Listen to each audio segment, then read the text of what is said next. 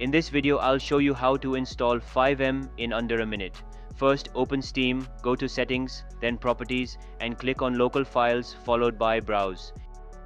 In the File Explorer window that opens, click on the blank area in the pathbar to copy the directory.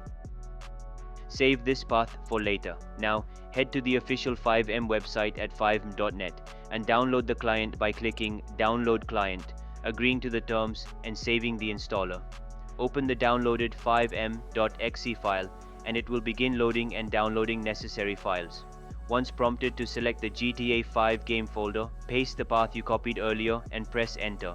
Select GTA5.exe and click open.